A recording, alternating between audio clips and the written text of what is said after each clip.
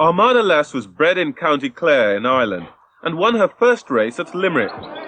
She was then sold to an English trainer and raced out of Walthamstow in East London. A promising start in May '86 with early wins ended abruptly when she sustained a crippling muscle injury in October last year. Although Armada Lass was still healthy with many years ahead of her, she could no longer earn her keep in the racing world. The dog that had looked like a promising investment was now a financial liability to owner Con Donovan and his wife, Kath. And like many owners, they couldn't keep the dog on as a pet.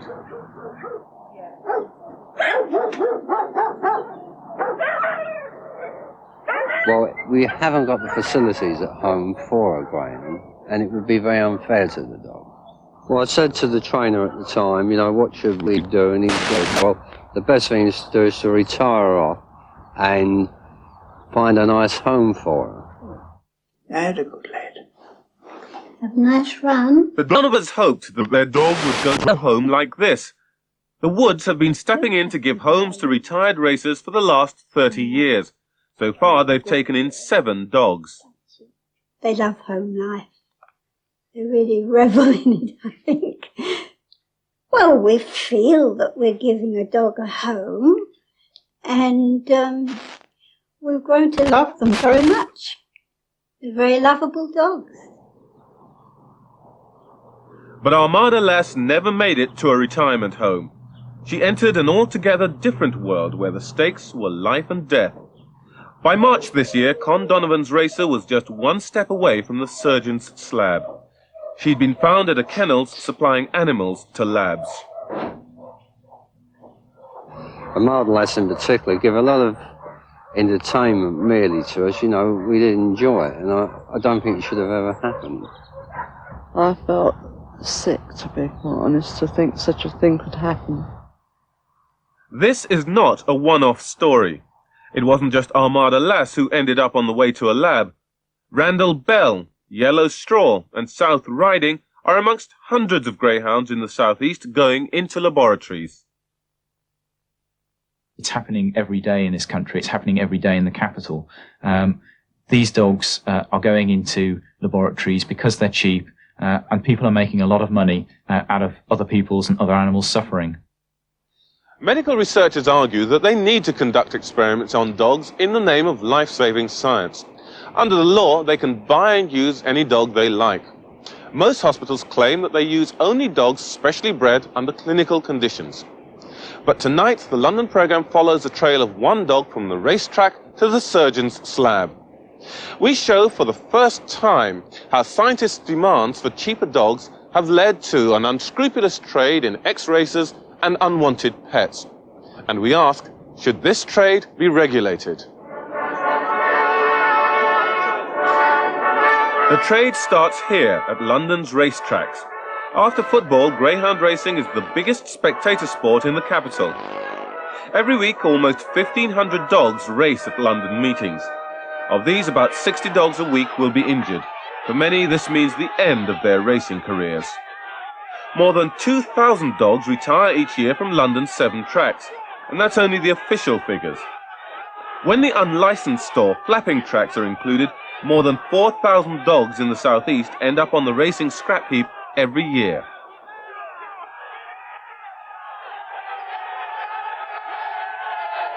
To find out exactly what happens to these dogs, we followed the trail of just one retired greyhound, Armada Lass. In 6 months, Armada Lass changed hands 5 times in a series of deals that once again turned her into a valuable investment. The trail starts at the home of Suzanne Goodman. She works as a volunteer for the Retired Greyhounds Trust, which finds good homes for retired racers. Although the trust only paid Suzanne to look after 2 dogs at a time, she soon found herself answering many more requests for help. They gave everyone my phone number, and also they put my name in all their books and things, and we're just getting phone calls from all over the country and under emotional blackmail, because a lot of the people said to me that they were going to destroy the animal within a few days, or sometimes even within a few hours. Soon she had more than 30 dogs in her care. I was under great financial pressure at the time. I had dogs in 4 different kennels. There were bills coming in, £300, £400, this sort of thing all the time. And I went through all my £2,000 savings and also all my wages, and I didn't have any more money to spend on them. I just didn't know what I was going to do. Come on, lad. Come on. What Suzanne did next set Armada Lass on the trail to the dog dealer. She broke the trust's rule of 1 dog to 1 home and gave 14 dogs, including Armada Lass, to a man named Ginger Keeble. I advertised in a Bury St Edmunds newspaper, and that's when Mr Keeble contacted me. Well, originally he had 2 greyhounds for himself, and then he offered to help with homing some of them, because he said there were quite a few homes in his area. In a way, Ginger is a rough character. He likes his dogs more than he likes people, which again was the reason why I felt he was very, very able to home them. Our next stop on the trail was Ginger Keeble's home in Ipswich, where Armada Lass stayed 3 months. Ginger, or Jim Keeble, is a well-known figure in the greyhound world. He races dogs at unofficial flapper tracks and is proud of his reputation for taking dogs in on their last legs and giving them a new lease of life. Ready? Ready. What's going to run? It's great, because you've done all that for that dog. Not for yourself. I'm not worried about myself. They're the main things. They're the loveliest creatures you can have, a greyhound. Jim kept on taking dogs from Suzanne until the neighbours started to complain about the noise from his kennels. He had to find some of them new homes and advertised in a local newsagent's window. He claims he passed 6 bitches on to a man named Roy Leader. He come round twice. He bought a blue van, and he said, yeah, I didn't let him have the 6 bitches straight away. I let him have, a couple. Then he come round again. He said to me he's going to course them, have them for coursing, catch them wild hares and that. I said, I hope you do, as long as you don't do anything, daft, go and have them put down or do anything else with them. He said, no, they're being well looked after. Jim Keeble received £30 for the 6 dogs he says he passed on. He claims Armada Lass and the others went down to the village of Boxford, near Colchester. This is where Roy Leader runs a small holding on the outskirts of the village. But we discovered that this wasn't the last stop for the former champion. At about the same time, the London-based British Union for the Abolition of Vivisection was investigating the activities of a company that supplied animals to research laboratories. Well, we've been concerned for some considerable time about the use of ex-pets and ex-racing dogs going into research laboratories. So we were alerted when we saw advertisements appearing in laboratory journals for a new company called Denisu, who were advertising animals such as greyhounds for research. We therefore started an investigation into the company with a view to finding out whether or not the dogs were actually coming off the racetrack on their way to labs. The idea was to pose as suppliers to a French laboratory using animals in research and to see whether the greyhounds they ordered turned out to be ex-racers. We set up a company called WD Rodent Supply. That company contacted the basis that we were acting as agents for a French laboratory who wanted dogs for research. The operation was complex and took 3 months to set up. The BUAV investigators first contacted Denisu in December. They confirmed their order on the 20th of March, and within a week Denisu had supplied them with 6 greyhounds at a cost of £200 for every dog. When those dogs were handed over to us at a sympathetic air freight company in West London, we actually were able to identify the animals from then on by the registration tattoos in their ears. And in the cases of all 6 dogs, they proved in fact to have been ex-racing dogs. The Armada Lass trail was complete. We'd followed her from the racetrack to her final destination, the laboratory suppliers. For Armada Lass, the story ended happily. She looks set to spend the rest of her life in the best home her owners can find. But how did she and the other dogs reach Denisu 1 month after allegedly going to leader? All 4 dogs had raced at London tracks during the past year. All 4 had been intended to go on to good homes free of charge. Yet all 4 were now changing hands at a market value of around £200 apiece. The proprietors of Denisu refused to tell us where they bought the dog. So how did she get from Roy Leader, who told Jim Keeble that he'd bought her for a farming life, to the vivisection suppliers? The London programme went to Mr. Leader's home in Boxford. Together with Steve McIver, we wanted to ask him whether he'd sold the dogs to Denisu. He's well known in the village by locals as a man who deals in dogs. And on file, we actually have his name as a suspected dog dealer from many years ago. A few years ago, he was prosecuted for animal cruelty in a case in which he was keeping goats and transporting goats in chicken cages.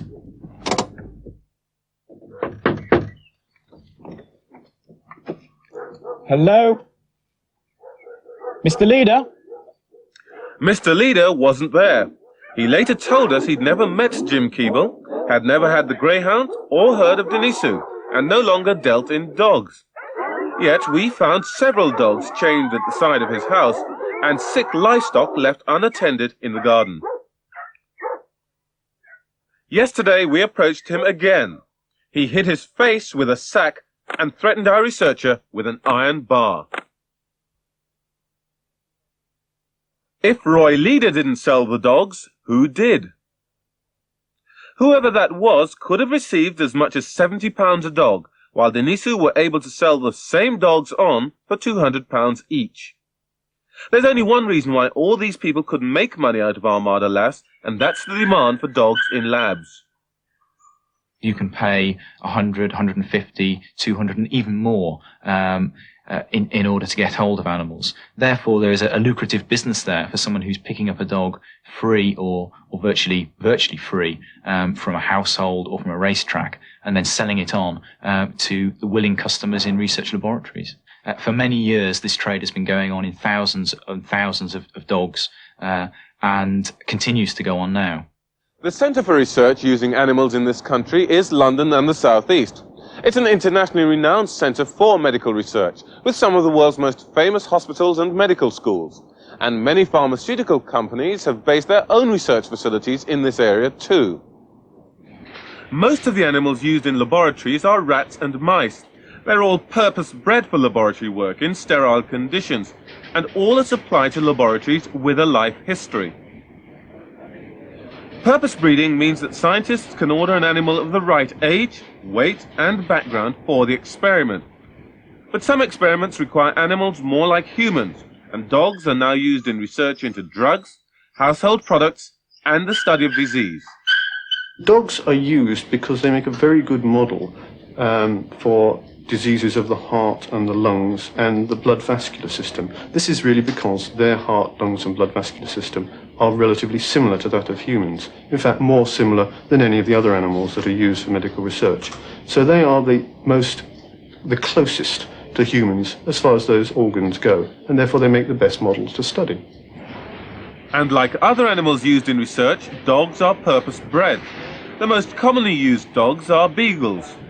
Scientists know their history, and the dogs are bred in clinical surroundings so that they don't become domesticated or attached to people. A purpose-bred dog, in most cases, means a beagle, and it's a dog that is bred specifically in an animal breeding establishment that is licensed by the Home Office. The dogs are kept in fairly sterile conditions or not taught commands such as how to sit or walk. They're actually used to an indoor laboratory environment. But scientific journals record the use of greyhounds and mongrels, dogs not specifically bred for research. For example, in developing new surgical techniques, there isn't the same scientific need for identical dogs from a sterile background. In some areas, like transplant research, it's often helpful if the dogs are dissimilar in background. This enables scientists to mimic the conditions that would occur when one patient, for example, is given the heart of someone not related to them in any way. And there's obviously a great demand for greyhounds and mongrels in London's hospitals and research labs.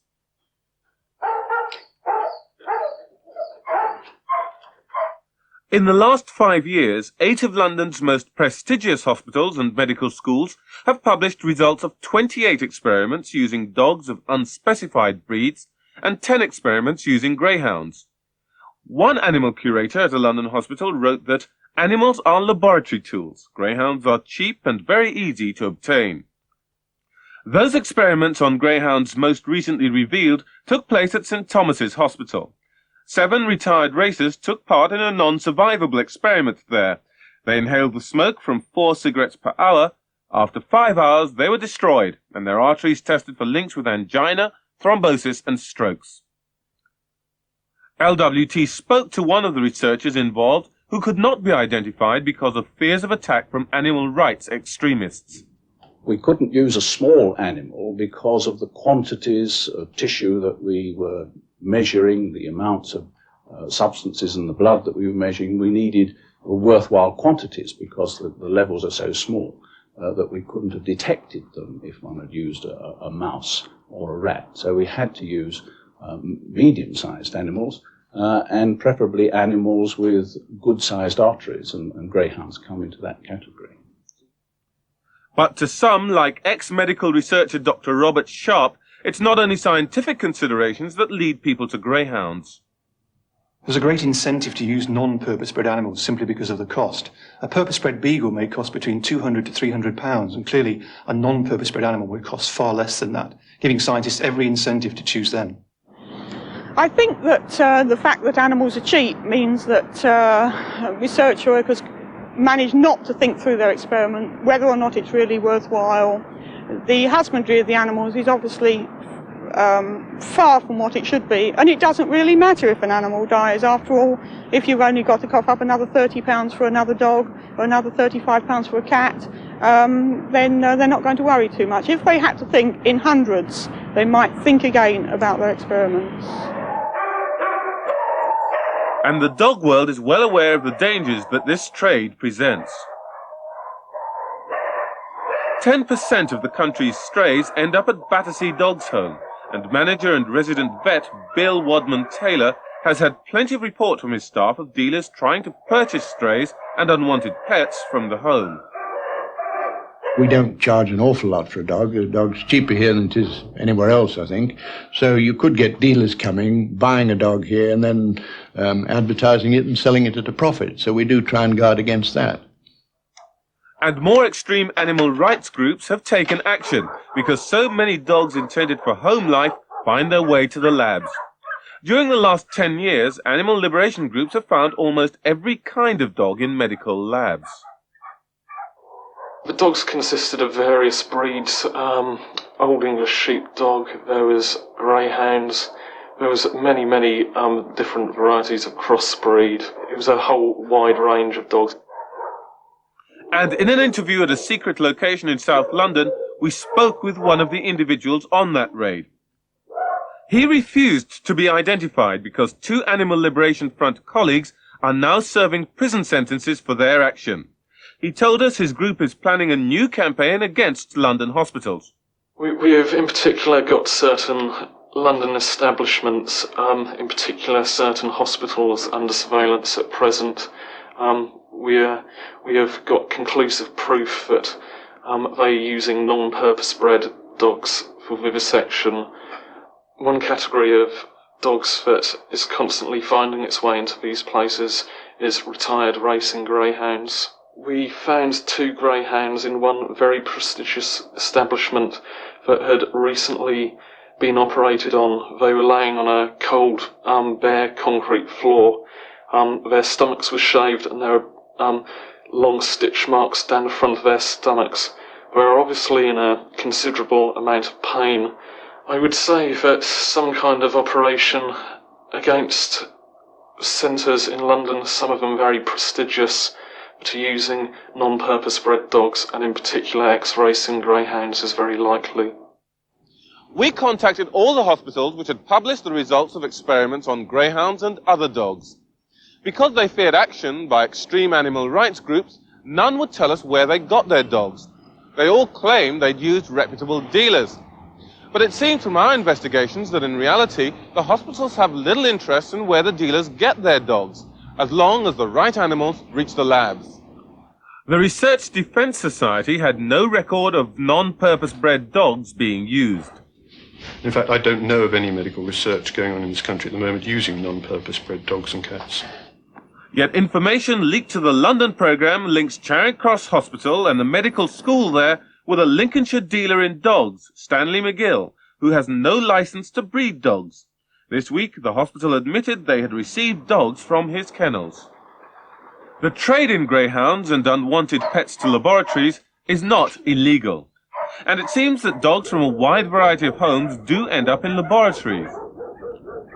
No one is doing anything legally wrong. Not the dealers who sell to the suppliers. Not the suppliers who sell to the labs. Not the scientists who pay out for the dogs which they need for often life-saving research. In law, there is as yet no limit on where or how or from whom researchers can buy their dogs. Currently, there is no restriction on the type of dog used, who supplies it, or where the dog has come from. In fact, all that a supplier has to show is that they've signed a piece of paper stating that the dog is their property and they're able to sell it. The system that currently in force allows dogs from the racetrack, dogs from the homestead, to go directly into the hands of laboratory dealers and into laboratories themselves for research. The law offers no protection to those animals. As long as the demand from labs continues, the only way in which dogs intended for retirement or for new homes can be protected from experimentation is by regulating the trade. The government claims that tough new legislation, effective from next January, should stamp out this traffic in unwanted pets and ex-racers. Called the Animal Scientific Procedures Act, it bans the use of any dog not specifically bred for experimentation. But will it stop the dog dealers? Theoretically, the trade in ex-racing and domestic pets should in fact be stopped. However, there is an exemption to that legislation which allows the Home Secretary to permit dogs such as ex-racers and others to be used in research where it can be shown that no alternative source of supply is available. That loophole leaves it wide open for the black market to continue. It seems that the only sure way to stop the use of ex-racers and unwanted pets in research would be to outlaw the trade in all but purpose-bred dogs. Until that happens, more ex-racers and unwanted pets will be diverted to the research laboratories, and the story of Armada Lass will be repeated time and time again.